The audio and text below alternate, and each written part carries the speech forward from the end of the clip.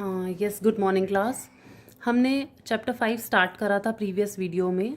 We have covered scope of e business, we have started, we have covered e business, we have covered e commerce also. Scope of e business we have started in the previous video. Scope of e business में हमने B2B cover कर लिया था, तो आज हम start करते हैं यहाँ से B2C कॉमर्स से, राइट। हमारा स्कोप ऑफ ई बिजनेस चल रहा था topic, scope of e business. Scope of e business हमारा टॉपिक चल रहा था। स्कोप ऑफ ई बिजनेस में हमने B2B कवर कर लिया था। अब हम स्टार्ट करते हैं सेकंड से, B2C कॉमर्स। B2C कॉमर्स, अब ये क्या है B2C कॉमर्स में? B2C commerce transactions have business firm at one hand. जो ट्रांजेक्शन्स होंगी वो एक तो बिजनेस फर्म होगी, यानी हमारी जो फर्स्ट पार्टी होगी वो बिजनेस फर्म होगी, और जो हमारी सेकंड पार्टी होगी वो हमारी कस्टमर्स होगी। मीन्स यहाँ पर जो ट्रांजेक्शन्स कवर होंगी, here both the parties, here the parties involve in the transactions are business firm and customers. Means the transaction taking place between business and customers.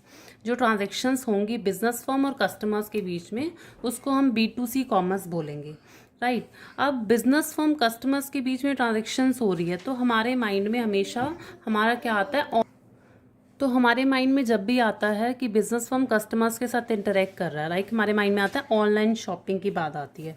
मतलब business firm customers के साथ interact कर रहा है, यानी product वो बेच रहा है, राइट। या फिर वो आफ्टर सेल सर्विस डिलीवर कर रहा है, आफ्टर सेल सर्विस डिलीवर कर रहा है। तो when business firm interact with the customer, the one thing that always comes in our mind, that is the selling or after sale service.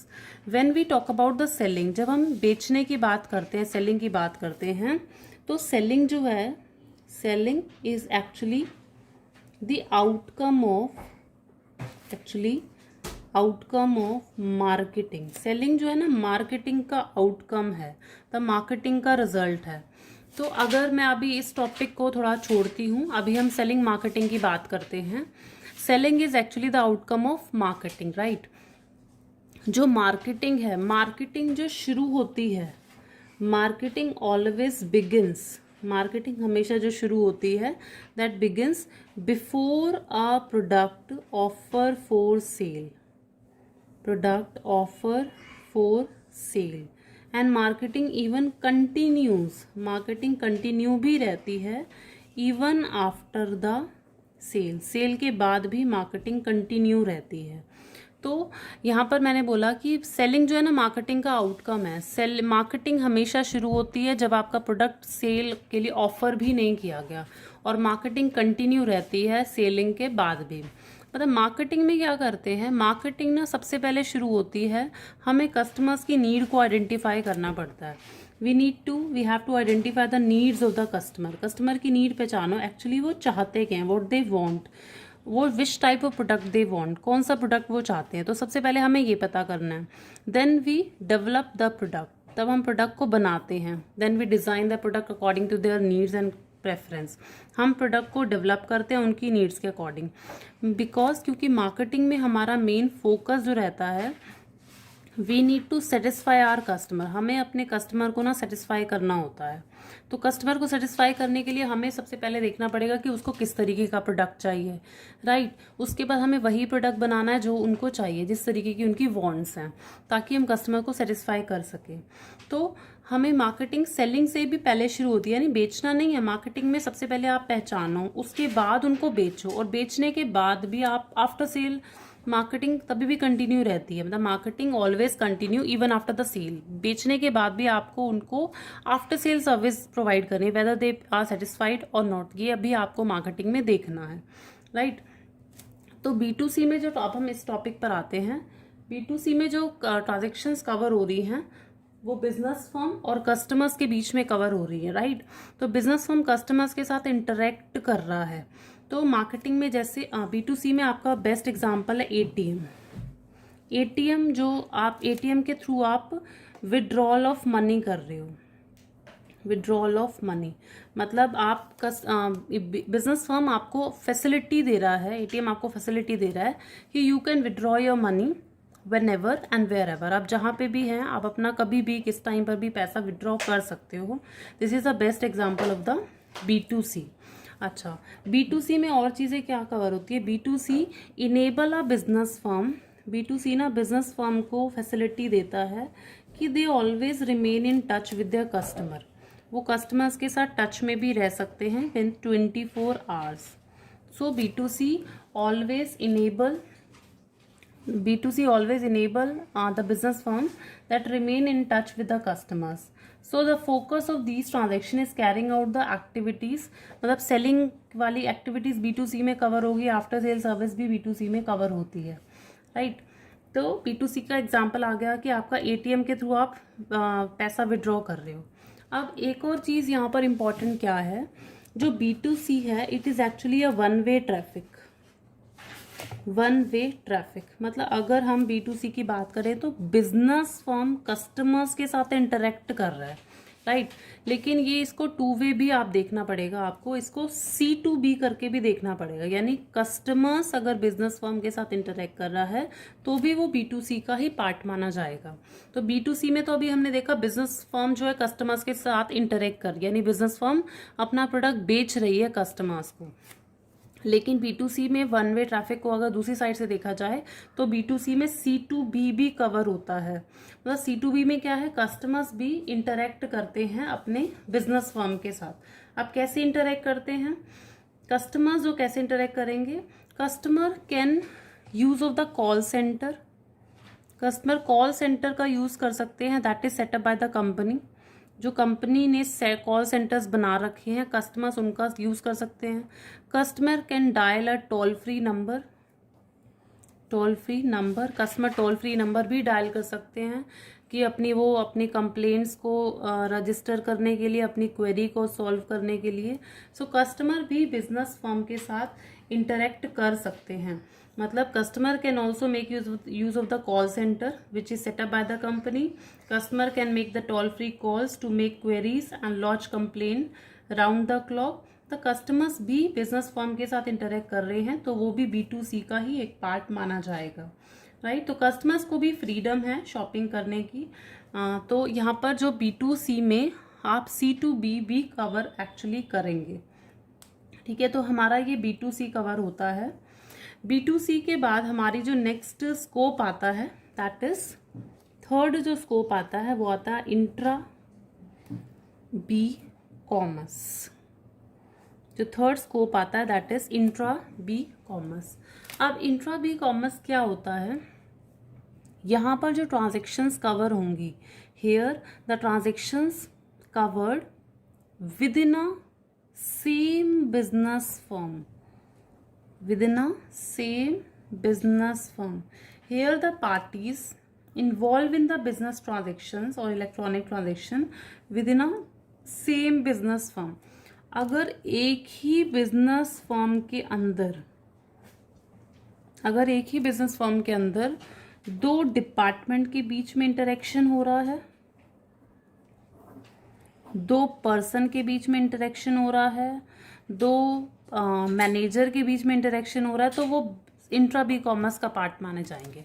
मतलब intra B commerce में जो transactions cover होंगी between the two parties, between the two department that belong to the same business firm, एक ही business firm के under अगर वो हैं तो उन लोगों के बीच में बातचीत होना, उन लोगों के बीच में ट्रांजेक्शन हो रहा है, वो इंट्रा बी कॉमर्स का पार्ट माना जाएगा, राइट। जैसे टेगोर है, राइट। टेगोर हमारा कंपटीशन करा रहा है 11th का 12th के साथ, या टेगोर हमारा कंपटीशन करा रहा है 11th D और E सेक्शन का। तो this is an example of intra B, the intra competition है, बिकॉज एक ही स्कूल के अंदर दो क्लासेस का, दो सेक्शंस के बीच में इंटरेक्शन होना, कंपटीशन हो रहा, वो इंट्रा बी कॉमर्स में आएगा। ऐसे यहाँ एक ही बिजनेस फर्म के अंदर दो पार्टीज के बीच में इंटरेक्शन हो रहा है तो वो हमारा इंट्रा बी कॉमर्स के अंदर आएगा। अब यहाँ एक और चीज़ क्या इंपॉर्टेंट है, इंट्रा बी कॉमर्स की वजह से ही हमारा जो मैन्युफैक्चरिंग है, मैन्युफैक्चरिंग हमारी फ्लेक्सिबल बनी है, just because of the intra B commerce. Intra B commerce की वजह से हमारी जो मैन्युफैक्चरिंग है that become the flexible. Flexible कैसे बनी है? क्योंकि इंट्रा बी कॉमर्स ही एक बिजनेस फर्म के अंदर हमारे डिपार्टमेंट्स होते हैं। हर एक कंपनी में डिपार्टमेंट्स हैं। डिपार्टमेंट जैसे कौन से? Purchase department, sale department, HR department, marketing department, production department. तो यहाँ बहुत सारे डिपार्टमेंट आते हैं। अब इन डिपार्टमेंट्स का काम क्या है? अब मार्केटिंग डिपार्टमेंट क्या करेगा? मार्केटिंग डिपार्टमेंट मार्केट को सर्वे करता है, मार्केट को रिसर्च करता है। मार्केटिंग डिपार्टमेंट मार्केट में जाके कस्टमर्स की नीड को आइडेंटिफाई करता है। नीड्स को आइडेंटिफाई करने के बाद वो अगर उसको कुछ चेंजेस ऐसे लगते हैं कि कस्टमर ऐसा प्रोडक्ट चाह रहा है जो हमारी कंपनी वैसा नहीं बना रही है, तो वो इमीडिएटली प्रोडक्शन डिपार्टमेंट को इंटरेक्ट करता है, इन्फॉर्म करता है अबाउट कि वो प्रोडक्शन में थोड़ा सा चेंजेस लाएं, बिकॉज जो वो प्रोडक्ट ऑलरेडी बन रहा है that is not preferred by the customer. So marketing department ने इमीडिएटली इन्फॉर्म कर दिया प्रोडक्शन डिपार्टमेंट को। प्रोडक्शन डिपार्टमेंट ने तुरंत हम अपने प्रोडक्शन में चेंजेस लाना शुरू कर दिया ताकि कस्टमर हमारा सेटिस्फाई रहे। तो दो पार्टीज के बीच में इंटरेक्शन, दो डिपार्टमेंट के बीच में इंटरेक्शन हो रहा है, हमारे इंट्रा बी कॉमर्स का पार्ट माना जाएगा। और इन दो डिपार्टमेंट के बीच में इंटरेक्शन होने की वजह से ही हमारी मैन्युफैक्चरिंग फ्लेक्सिबल हो गई। मतलब फ्लेक्सिबल मतलब आपने मैन्युफैक्चर जो प्रोडक्शन चल रहा था उसमें ही चेंजेस ला दिए just because of the intra B commerce. तो इंट्रा बी कॉमर्स की वजह से हमारी मैन्युफैक्चरिंग जो है फ्लेक्सिबल बन गई, क्योंकि मार्केटिंग डिपार्टमेंट ये सारे चेंजेस भी कर सकता है। और इंट्रा बी कॉमर्स की वजह से हम बहुत सारे एडवांटेजेस ले लेते हैं। एडवांटेजेस जैसे कैसे? हम एक ही कंपनी के अंदर हम कैश अच्छे से मैनेज कर लेते हैं, क्योंकि कैश मैनेजमेंट करने के लिए भी आपको 2 person 3 person group of person को इंटरेक्ट करना पड़ेगा। हम एचआरएम एक्टिविटीज़ अच्छे से देख ह्यूमन रिसोर्स को मैनेज कर सकते हैं। हम अपनी प्लांट एंड मशीनरी एसेट्स को हम मैनेज कर सकते हैं, राइट। हम इन्वेंट्री को मैनेज कर सकते हैं, यानी हम स्टॉक को मैनेज कर सकते हैं। तो इंट्रा बी कॉमर्स की वजह से हम ये सारे एडवांटेजेस भी उठा सकते हैं। अब एक और चीज़ यहाँ पर इम्पॉर्टेंट क्या है, इंट्रा बी कॉमर्स में जब हमने बोला कि दो पार्टीज, दो डिपार्टमेंट, दो पर्सन के बीच में interaction with in a same business firm, तो वो इंट्रा बी कॉमर्स का पार्ट माना जाएगा। अब इंट्रा बी कॉमर्स में ना एक और चीज़ आती है B2E। ध्यान दीजिए इस पर। इंट्रा बी कॉमर्स में हमारी एक और चीज़ कवर होती है that is intra B commerce में हमारी एक और चीज़ कवर होती है दैट इज B2E। तो यहाँ पर जो B2E आ रहा है यानी बिजनेस टू इट्स एम्प्लॉयज़, मतलब बिजनेस फर्म अपने एम्प्लॉयज़ के साथ इंटरेक्ट कर रहा है, तो वो इंट्रा बी कॉमर्स का ही पार्ट माना जाता है। क्योंकि इंट्रा बी कॉमर्स में हमने पढ़ा कि एक ही बिजनेस फर्म के अंदर दो डिपार्टमेंट, दो पर्सन के बीच में इंटरेक्शन हो रहा है। अब B2E कैसे इंट्रा बी कॉमर्स का पार्ट है, B2E में होता क्या है देखें ज़रा। सी, हम B2E की बात करते हैं, यानी बिजनेस टू एम्प्लॉयज़, राइट। अब बिजनेस टू एम्प्लॉयज़ में क्या है, अगर फर्म इंटरेक्शन कर रही है अपने एम्प्लॉयज़ के साथ, if the firm interact with its employees this will simply known as the B2E, right. अब कैसे, अगर कंपनी जो है ना अपना रिक्रूटमेंट, अपना सिलेक्शन, अपने एम्प्लॉयज़ का ट्रेनिंग, वो भी सारा इलेक्ट्रॉनिकली देख रही है, तो वो भी क्या माना जाएगा, B2E का पार्ट माना जाएगा। मतलब कंपनी जो अपने एम्प्लॉयज़ का रिक्रूटमेंट, सिलेक्शन, इंटरव्यू लेना, ट्रेनिंग करना, वो मतलब एक तरीके से ई लर्निंग चल रहा है अपने एम्प्लॉयज़ का, एम्प्लॉयज़ को डेवलप कर रही है, एम्प्लॉयज़ को ट्रेन कर रही है वाया इंटरनेट, तो वो भी हमारा B2E में आएगा। अब क्या है, एम्प्लॉयज़ भी इसका एडवांटेज ले सकते हैं। Employees can also send the report, employees अपनी रिपोर्ट बना रहे हैं, एम्प्लॉयज़ अपना वर्क सबमिट कर रहे हैं वाया ईमेल, ईमेल के थ्रू अपने एम्प्लॉयज़ अपने बिजनेस फर्म के साथ, अपने मैनेजर्स के साथ इंटरेक्ट कर रहे हैं, अपना इन्वेंट्री बता रहे हैं, अपना प्रोडक्शन बता रहे हैं। मतलब employees can also interact with their firm, अपने फर्म के साथ वो भी इंटरेक्ट कर सकते हैं। एक और यहाँ पर एक और चीज़ हम पढ़ते हैं इंट्रा बी में, VPN technology. Intra B commerce में हम पढ़ते हैं VPN टेक्नोलॉजी। VPN टेक्नोलॉजी मतलब वर्चुअल प्राइवेट नेटवर्क टेक्नोलॉजी। अब ये टेक्नोलॉजी क्या कहती है, ये टेक्नोलॉजी भी हमारी इंट्रा बी कॉमर्स में आएगी, because this technology is a part of B2E। अब वर्चुअल प्राइवेट टेक्नोलॉजी क्या कहती है, अंडर वर्चुअल प्राइवेट टेक्नोलॉजी ये कहती है कि वर्चुअल प्राइवेट टेक्नोलॉजी में employees do not have to come to office. अब एम्प्लॉयज़ को ना इस टेक्नोलॉजी के थ्रू एम्प्लॉयज़ को ऑफिस नहीं जाना, employees do not have to come to the office, otherwise the employees को ऑफिस नहीं जाना, इंस्टेड ऑफिस ही उनके पास चल के आ जाता है। Employees do not have to come to the office, instead in a way that the office goes to them, office ही उनके पास चला जाता है। They can work from whenever wherever they are and with their own speed and the time convenient। मतलब employees को office नहीं जाना, लेकिन ऑफिस ही उनके पास चल के आ रहा है। मतलब एम्प्लॉयज़ अपना काम wherever they are, जहाँ पे भी वो हैं, अपनी स्पीड से अपने कन्वीनियंस के साथ कर सकते हैं। तो ये वीपीएन टेक्नोलॉजी का मतलब है ना, एम्प्लॉयज़ भी वर्क फ्रॉम होम कर रहे हैं, जैसे अब हम लोग कर रहे हैं। Like teachers we are working from home, means we are teaching via electronically, via internet, हम इंटरनेट के थ्रू पढ़ा रहे हैं। तो ये भी आपकी वीपीएन टेक्नोलॉजी के कवर आता है। तो यहाँ पर भी क्या है कि वीपीएन टेक्नोलॉजी B2E का पार्ट है और B2E हमारा इंट्रा बी कॉमर्स के अंदर आता है, राइट। तो इंट्रा बी कॉमर्स में क्या है, एक ही बिजनेस फर्म के अंदर अगर इंटरेक्शन हो रहा है दो पार्टीज के बीच में, दो बिजनेस फर्म के बीच में, तो वो इंट्रा बी कॉमर्स का ही पार्ट माना जाएगा, राइट। तो ये हमारा B2E कवर होता है यहाँ पर।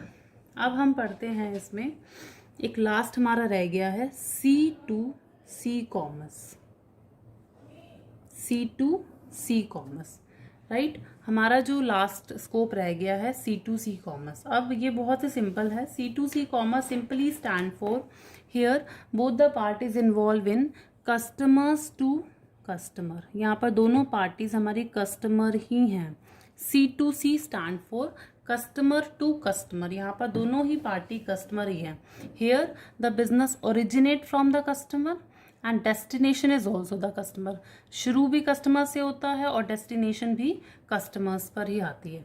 जैसे दो कस्टमर्स के बीच में इंटरेक्शन हो रहा है, ये जनरली वहाँ सूटेबल है। This commerce is suitable for dealing in the goods for which there is no established market, जिसकी कोई ना एस्टैब्लिश्ड मार्केट नहीं है, वहाँ पर ये C2C सूटेबल है। जैसे आप यूज्ड प्रोडक्ट अगर सेल कर रहे हो, used books, used clothes, used ornaments, तो कुछ भी आप यूज प्रोडक्ट अगर सेल कर रहे हो that will come the under the C2C commerce. जैसे OLX हो गया, OLX पे आप अपने प्रोडक्ट्स को ऑनलाइन आप अपने प्रोडक्ट को बेच रहे हो, लेकिन प्रोडक्ट्स आपके कौन से हैं, वो यूज्ड प्रोडक्ट हैं। तो यूज प्रोडक्ट्स को आप सेल कर रहे हो, वो आपका C2C कॉमर्स का पार्ट आएगा, राइट। अब C2C में क्या है कि एक कस्टमर दूसरे कस्टमर्स के साथ इंटरेक्ट कर रहा है। एक तो वो प्रोडक्ट बेच सकता है, बेचने के थ्रू के मीडियम से वो इंटरेक्ट कर सकता है, राइट। और दूसरा क्या आ जाता है यहाँ पर ना, एक कस्टमर दूसरे कस्टमर्स के साथ इंटरेक्ट कैसे कर सकता है, मतलब एक कस्टमर दूसरे कस्टमर्स को वॉर्न भी कर सकता है। दूसरे कस्टमर को वॉर्न कैसे कर सकता है कि कोई भी अगर कस्टमर्स अगर प्रोडक्ट सही सेल नहीं कर रहा, कोई फ्रॉड हो रहा है किसी के साथ, तो वो भी उसको अच्छे से वॉर्न इंटरेक्ट कर सकता है। तो यहाँ पर क्या आता है, जैसे हमने OLX का एग्जाम्पल लिया, OLX हो गया, eBay हो गया, क्विकर हो गया, तो ये हमारे जो एग्जाम्पल्स हैं C2C पार्ट, C2C कॉमर्स के, ठीक है। अब यहाँ पर एक और चीज़ आती है, मैंने बताया कि जहाँ पर कोई एस्टैब्लिश्ड मार्केट नहीं है तो वहाँ पर C2C बेस्ट माना जाता है, क्योंकि यूज प्रोडक्ट्स आप सेल कर रहे हो, ठीक है। अब जो हमारा C2C कॉमर्स है, उसमें ना एक पेपाल हमारा इंटरमीडिएटरी का काम करता है। PayPal is an intermediary. PayPal intermediary कैसे करता है, which help to make the payment के लिए वो हेल्प करता है। अब कैसे करता है, क्योंकि जो एक कस्टमर है दूसरे कस्टमर्स के साथ इंटरेक्ट कर रहा है, दूसरा कस्टमर तो अननोन है उसके लिए, राइट। तो ये दोनों तो अननोन है, एक दूसरे को जानते नहीं है। अब कि एक अननोन कस्टमर्स के साथ अननोन सेलर से खरीदने से बजाय तो वो क्या करते हैं, पेपाल की हेल्प लेते हैं। पेपाल जो है सेलर को नोटिफाई करता है कि वो तब तक मनी उसका होल्ड करके रखेगा जब तक गुड्स अपना बायर तक एक्चुअली पहुंचा नहीं देता। तो यहाँ पर पेपाल जो इंटरमीडिएटरी का काम करता है, PayPal hold the money until the goods actually reach by the customer safely अगर पहुंच जाता है तो पेपाल उसको मनी ट्रांसफर कर देता है। तो पेपाल जो है इंटरमीडिएटरी का काम करता है अंडर C2C कॉमर्स। एक बार पेपाल सेटिस्फाई हो गया तो वो पेमेंट रिलीज कर देता है in the account of the seller. अब यहाँ पर क्या है कि मैंने दूसरा बताया कि कस्टमर दूसरे कस्टमर्स को इंटरेक्ट कर सकता है, वॉर्न कर सकता है कि अगर कोई पर्टिकुलर पर्सन कोई फ्रॉड कर रहा है तो वो दूसरा कस्टमर भी वॉर्न कर सकता है सोशल साइट्स पर, जैसे Facebook, Google, Twitter, WhatsApp, hike, WeChat. तो इन पर वो कस्टमर्स को वॉर्न कर सकता है अबाउट कि भाई ये सब चीज़ें फ्रॉड है तो आप यहाँ से ना खरीदें। तो सोशल साइट्स पर भी पहला कस्टमर दूसरे कस्टमर को वॉर्न कर सकता है, राइट। एक और चीज़ इसमें क्या होती है, C2C की एक और एप्लीकेशन ये भी है, जैसे हम अगर FM पे कभी सुन रहे होते हैं, रेडियो चैनल पे सुन रहे होते हैं कि ट्रैफिक जैम के बारे में हम सुन रहे होते हैं कि दिल्ली लाजपत नगर में ट्रैफिक मिला है, दिल्ली सरोजनी में ट्रैफिक है।